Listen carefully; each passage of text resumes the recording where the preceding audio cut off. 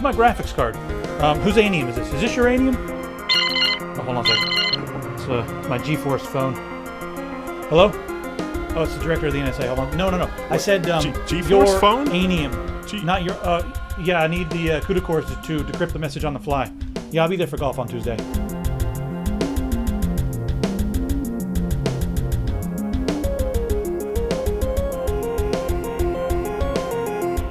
This thing's too hot to drink and it's sitting on your Anium right here. Where'd this come from? I don't even know. The Anium Urey?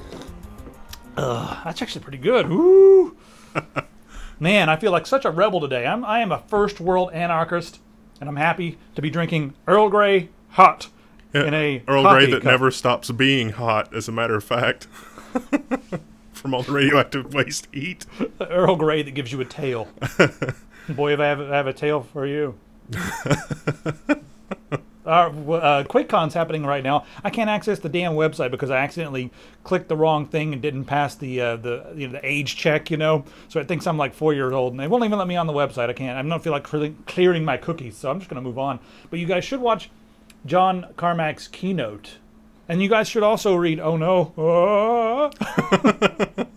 You guys should also read Masters of Doom. It's a very interesting book. You stop it. This thing needs less WD-40. Hey, I'm going to leave it crooked just to bother those few people out there that cannot stand crooked things. We've been doing terrible things to it. Terrible, terrible things. Arnold Schwarzenegger is going to be in the Terminator 5. Terminator. It's God. not a tumor. Why would anybody make... They're going to have to justify a 60-year-old Terminator. But I'm sure they'll do it. So screenwriters these days, you know, they're clever. He's going to be like the original Terminator. He's like the human working for the Terminators. It's like that guy in the Matrix that was working for the Matrix.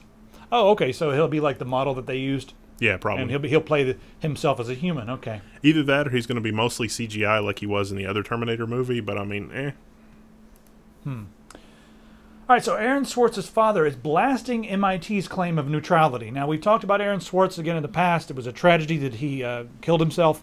And he killed himself, if you've not followed any of our past broadcasts, or if you've not followed the entire Aaron Swartz situation, what happened is he did not like the fact that MIT kept so much of their information. Well, it wasn't MIT. It was there's like a scholarly journal service that... it's a lot of different universities and colleges. And so there are all these academic journals that... In order to get access to them, you have to be a member of a university who pays a bunch of money. And he's like, that's silly. This is a document distribution problem. Why don't we release these on the internet? Well, they allowed you to access, you know, if you're a member of the university, they allowed you to access them and download them. But he decided he was going to do a bit of an exploit and download, you know, just... All of them. All of them. Which, you know, lots of... That's like gazillions and gazillions of documents. But he was doing it slowly, so it wouldn't really affect the network. And they found out that he was doing this, and it was an exploit, and they freaked out, and... It wasn't even really an exploit. Yeah, it was not an exploit. Yeah, it was just... He was just downloading the documents. It was just a little script. Yep. Now, Aaron Swartz also was one of the key members as far as Reddit goes. He helped develop Reddit, the actual software behind the scenes. He's done a lot for internet software. And, you know, the attorney, the prosecutor and the attorney, they took this case, they took it very seriously, and they were prosecuting him in an unreasonable way. And, you know, MIT, he was going to MIT, and MIT came out and said, listen, we were being very passive. They wanted to make sure everyone knew that they were really being very passive, and it was mostly the government that was doing this. So Swartz's father, Robert Swartz, is attacking now MIT and saying, no, you were not being passive because you were helping the law enforcement officials. You were giving them information. You were giving them what they wanted. You were complying with their requests. While simultaneously denying Aaron's lawyers access to the same evidence and witnesses, which is the most egregious thing in my opinion. Well, the exact quote in the thing was, we didn't do any wrong at MIT, but we didn't do ourselves proud. Yeah, like, I mean, when you think about this, here's a quote here from the writer who wrote the report here. MIT did not consider the fact that the defendant was an accomplished and well-known contributor to internet technology, and... let's see, they said that also under the law in which he was charged, the law was a poorly drafted and questionable criminal law as applied to modern computing. And that's what I wanted to talk about right now, is the fact that MIT is If only they could have said that. Yeah, they're completely not with the times. Maybe they are now. Maybe this was a freaking wake-up call for them. But pushing forward with this case and helping the prosecutor, that shows that they really do not understand the current state of the internet and the current state of the informational world, and it breaks my heart. And so I've got to say that, Robert, well, if your business model is selling PDFs, you're in trouble. I'm not going to really get too much more into that, but I do want to say that MIT, in my opinion, was not one-sided. They were on the wrong side, and I think Robert, his father, has it right. They were kind of apathetic. I've got an interesting question. If there's anybody that has the opportunity to interview the prosecutor, had Aaron, instead of writing a script, used the system as a proxy and solicited a bunch of volunteers, like the Mechanical Turk, or just create a thread on Reddit as like, I need 5,000 volunteers who would help me divvy up the document IDs and download all these documents manually. I wonder if that would have been treated any differently by the prosecution. I mean, hypothetically, I'm reading this, I think the prosecution would have been like, oh yeah, there's nothing you can do in that case. And it's like, really, in this case, there's no difference than 5,000 people manually downloading these documents and a script downloading these documents over time. There is no difference between that. We're dealing with the same problem that's happened throughout history in general, and then you have the old powers that be that do not understand the new technologies and therefore are not able to make educated judgments based upon them, and so they react almost in fear, and their judgments are way off and harsh and ridiculous. And I think that's what's happened here. So he created a program to do the work of thousands of people? He's a witch. Burn him. Burn him. Burn him. He's That's how it comes off. He's made of wood. Floats in water. He weighs less than a duck. Burn him. Turned me into a newt.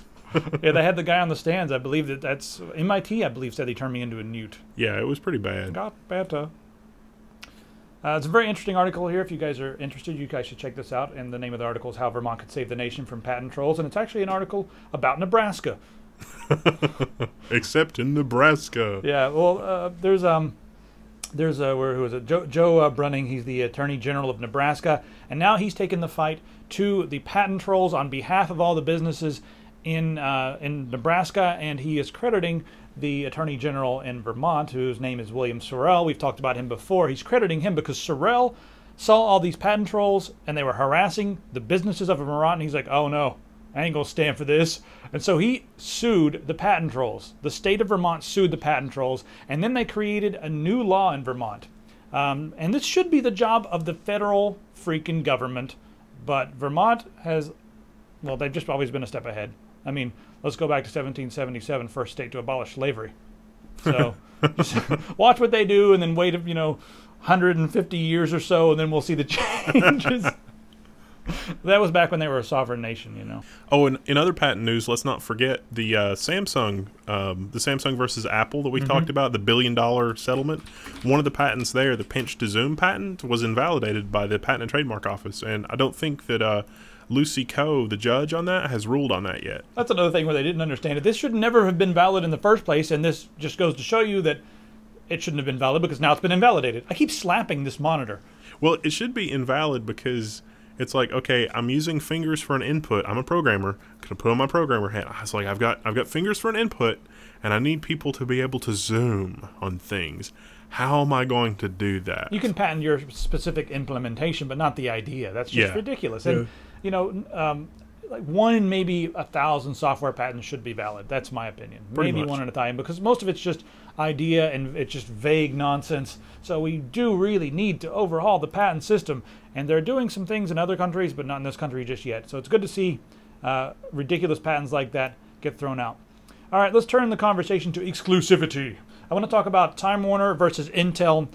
Because the U.S. Justice Department has started to investigate what's going on here. They're investigating the exclusivity. They're investigating Time Warner's lockdown on content because it's choking Intel. Intel wants to have their internet TV service. They're looking at the future. They don't just want to be a hardware company. They want to get into software.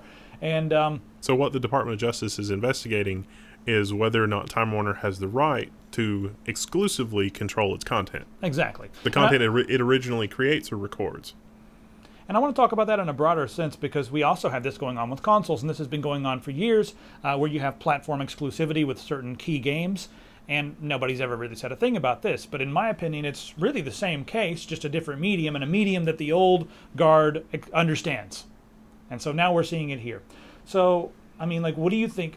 I want to get a conversation started down in the comments. Like, what do you guys think about this? Should Time Warner be allowed to lock down their own content? But they also want to lock down content that's not theirs. Yes. And so, the short version is, my point of view is, if it's their content, their ball. But they can't undercut or undermine other people's content because they've got a distribution network too.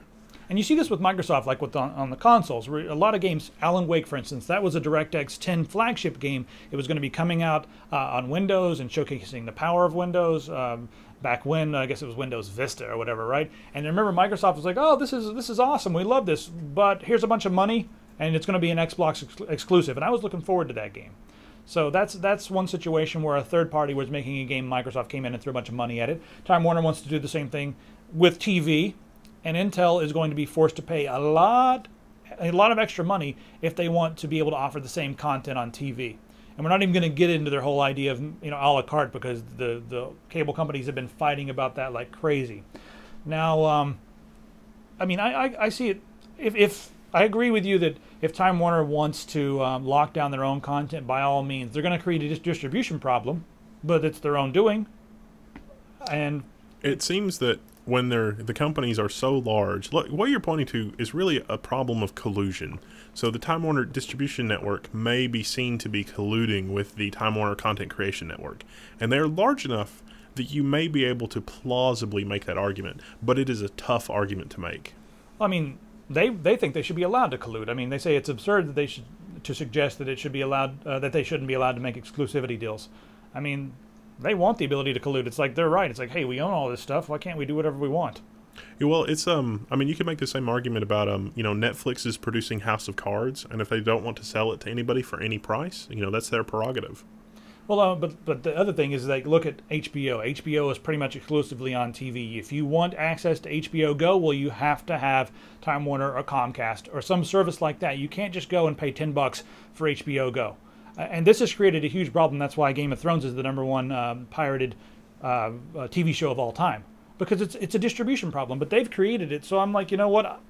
You guys are creating the distribution problem because you don't understand that there is a problem, and you think you guys can force people to pay $100 for just the 3 channels that they want. That's the old school way of thinking, and it's going to go away, and you guys can cling on to it for a while, and you're going to make money because you're so freaking big. You're going to have to make money. I've got two quotes. But go ahead. Gaben. And that is, piracy is almost always a distribution problem, not any other problem. Yep. And the other thing from the Netflix CEO, I think, is it's like, I hope we can become like HBO faster than HBO can become like us. And they're doing it. Yeah, you know what? I thought House of Cards was, in my opinion, better than any show that HBO has ever made, including Game of Thrones. Damn. It was that good. Netflix needs to approach Paramount or whoever owns the rights to Trek and buy the rights to Star Trek. Oh, man, like a nice, tough, mature Star Trek show, like Next Generation, but with an arcing story that goes across the entire series, yeah, would be amazing. Yeah, that would be amazing, and I think Netflix could pull it off. Hire Will Wheaton to help you write it. Yes. He's been dying to do something like this. Will, if you're watching, what's up, dude? Let's do that game show. What is it called? Wheel of Fish? No. He does a show on Geeks and Sundry that I watch, but I forgot. I can't even remember the name of it because it's like that's how often I watch it. I think it would be more fun if we had Will Wheaton on Wheel of Fish. On Wheel of Wheaton. What's Wheel of Fish? It's from UHF. Oh, Weird Al's movie. We should make our own version. Wheel of Wheaton. How do we get off onto this? I don't know. Moving right along. Okay, let's talk about security. Now, there's the XKeyscore. Now, this has been revealed this week. XKeyscore. It's the thing that collects everything you do. It's the NSA's version of Google. Yeah, it collects everything apparently. So that came out, and that was another thing that was leaked by Snowden. Where the hell did Snowden get all of his information? A flash drive, apparently? Flash drives? Now, flash drives are not allowed in the NSA headquarters unless you have special clearance, and one of the employees said that when you see someone with a flash drive, everyone looks at them funny. It's like, what's the guy doing over there? Hey, so-and-so's got a flash drive. It's that taboo to have a flash drive. But apparently he was sneaking into work with a flash drive. And so they say they know what he took off of their servers because they can tell what was downloaded to a flash drive. But still, I think it's funny that he got past all that security with a flash drive. Is the sphincter pucker level at 3 or 4? It's about 4.7, yeah. We've got the color alert system. Maybe it should be like orange. We're on orange alert, I guess. So I guess we're really getting, pardon me. I guess we're really getting an idea of how much data they're harvesting, and of course they're using our cell phones to harvest our location data. And I want to use this as a segue to talk about Verizon. They've updated their privacy policy, and you guys need to opt out right now. If you have Verizon, they are going to be sharing and giving and selling your location data to their marketing partners so that their marketing partners may market to you. But you can opt out. You can't opt out of the NSA stuff, but you can opt out of the marketing stuff, so at least that'll save you some headache. Well, and the Supreme Court, at least the District Supreme Court, has said that the location data, yeah, that's totally fine. They can totally get that without a warrant. Nobody needs a warrant for that.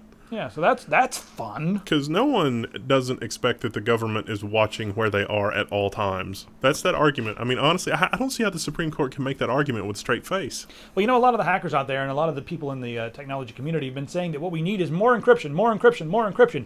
Do you guys know that encryption freaks them out? We've even talked about encryption in the beginning, you know, with HTTPS and all that sort of thing, but that just kind of ruffles their feathers and pisses them off, and they're going to collect that data anyway, and it really is not the answer. Right here we have Paul Henningkamp. You know about this one, right? Yep. And Flashdot. Yeah, they're saying that, you know, the NSA program covers a lot of companies and a lot of software packages and a lot of different platforms and blah blah blah, but conspicuously absent from that is any mention of Intel or AMD.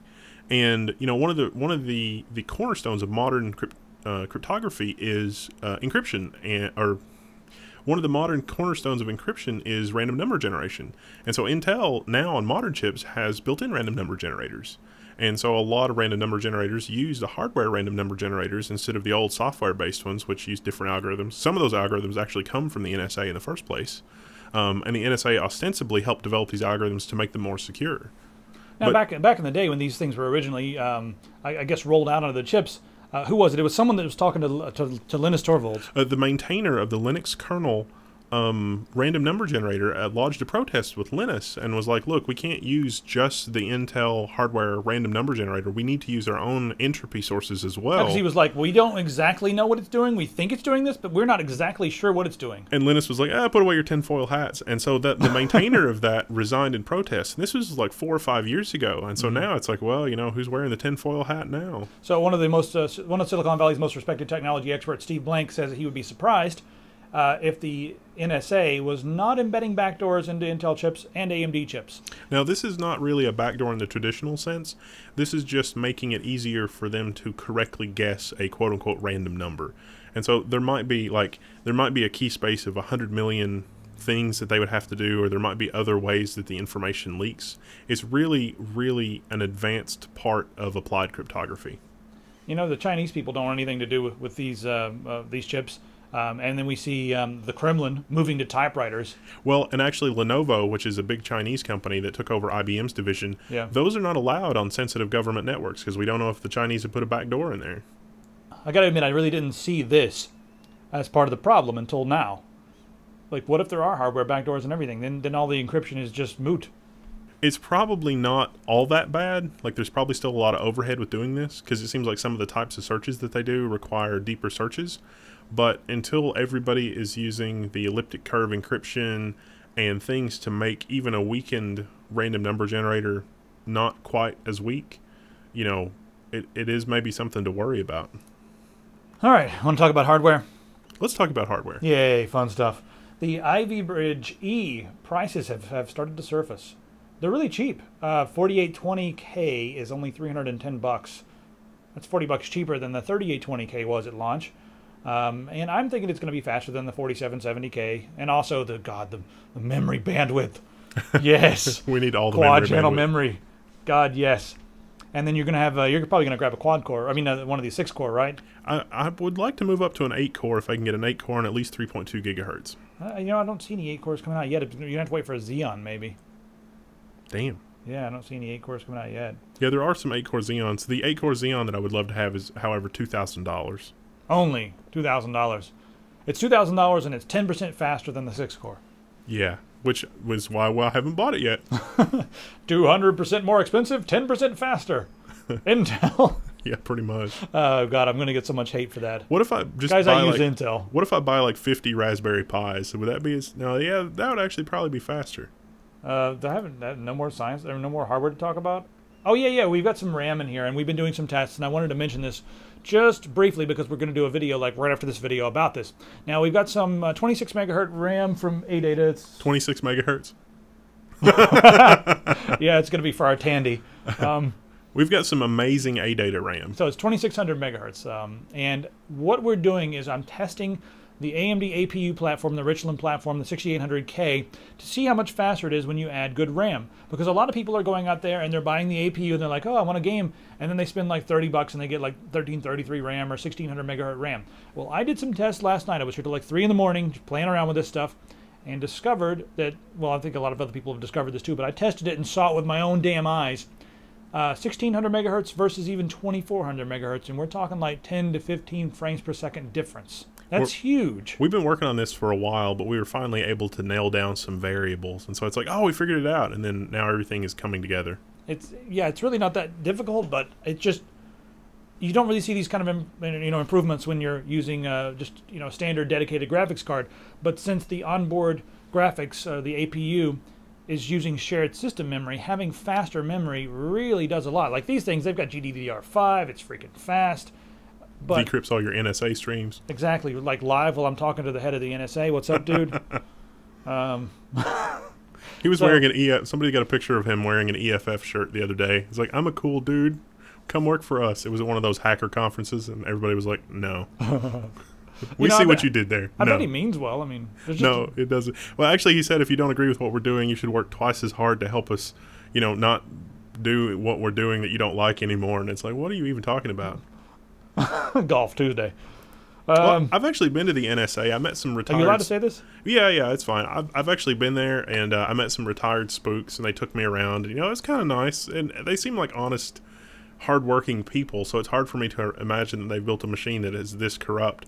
But at the same time, people were spying on, like, people for Dick Cheney and stuff like that, so it's like... The fact that we have the system means it's going to be abused at some point.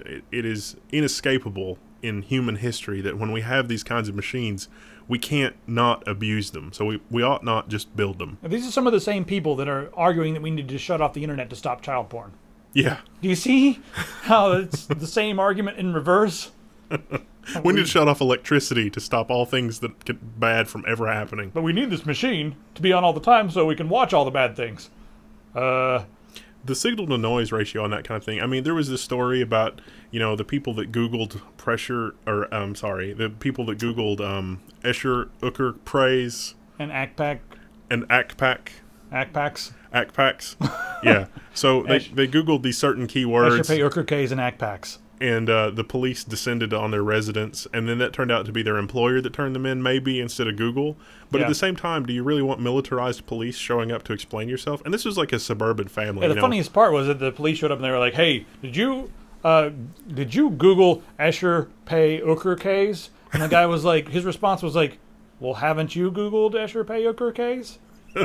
And two of the people on the SWAT team were like, yeah, we sat down and Googled it because we were curious as to what the Czarnari brothers did. Yeah. That Colonel Sanders was a terrorist. Making oil-based devices. He did maim a number of his assistants when he was perfecting the whole, turbo cook fried chicken thing. All for a cause. Because they need this fried chicken all over the world. So that was really disturbing. That turned out not to be, like a Google thing or an NSA thing, maybe just an overly paranoid employer. But at the same time, the NSA search engine, like the NSA's Google, is that really what we're reduced to? An analyst just spitballing and putting stuff in a search engine? Because that doesn't seem like a valid counter-terrorist thing. Government money. Okay, science.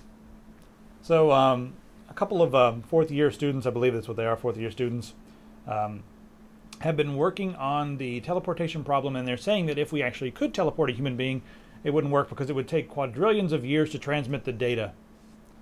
And, I've got a response to that, because this is all, hypothetical, That's how long it would take to transmit the data. But if we figured out the quantum problems of teleportation, especially with something as large as a human, don't you think we would have already figured out the quantum problem of transmitting data? I would imagine that the data transfer will be instantaneous. There's a science fiction writer that says that if we ever invent this, the day that we invent it will be the day that you could have time travel or information or whatever, but nothing before then, because there will not have been a portal in which that information could have been conducted. Mm-hmm. So I don't even know what that means, but it's cool. We need an interplanetary internet, and in order to do that, we need instantaneous communication from A to B. And they're working on it. That can't exist with the current laws of physics, but I want it to. It could exist with the current laws of quantum physics. Well, no, because you can have things happen from A to B, but the information you need to make sense of what happened still has to be transferred via classical means. So at a minimum, we're still talking speed of light. You can't, I want a router on Mars that is entangled with a router on Earth that can actually transmit information, the Ansible, basically. And without having to rely on the speed of light. And right now, based on our understanding of the universe, not possible, because even the parts that are moving faster than the speed of light, which is not really technically true, no information is being conveyed faster than the speed of light. Just like, the easiest way to think of it is if you have a pair of scissors in space, and the two blades of the scissors are moving past one another at very, very near the speed of light, like almost but not quite, like a cat's breath away from the speed of light. The point where the blades cross is moving faster than the speed of light, but that point is it's a point. It's an artificial construct. It's not really there. Do not put your finger in that. No. Yeah, I got off on a tangent. I'm sorry. It's like the tangent episode. Oh, you know what? We forgot this about hardware, but the Moto X is popping up. I'm surprised the screen is not 1080p. It looks pretty cool still. It does look pretty cool. That'd be a small screen to be 1080p. I will be ditching my Galaxy S3 for that, assuming, big assumption here, that I can get the software updates directly from Google.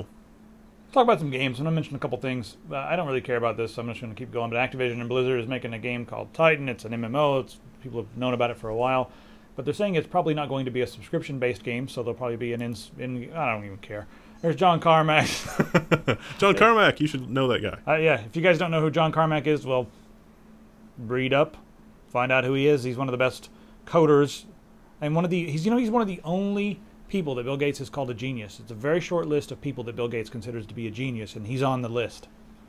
So that should tell you something. He's the guy from id Software who made Doom and Quake and all those awesome games. We're probably out of time on this, but it would be kind of cool to talk about this because Lucas and Spielberg were sitting down at an interview, and they said that storytelling in games is not exactly possible. It's possible, but it's not going to be Shakespeare. And I think that would be a very, very interesting thing to talk about, but we've gone long, so maybe we'll talk about that in a separate video. We need new shows. Yeah. We need to do the tech twice a week. We do, actually. We're trying to make that work, but it's hard. Yeah, there's so many products to do or look at. And, I was going to answer a couple of inbox questions, but I don't know if we have time for that. What do you think? No, let's do a separate inbox video. Yeah, we'll do a separate inbox video, but new rule for the inbox guys, you guys should check out the sticky in the forum.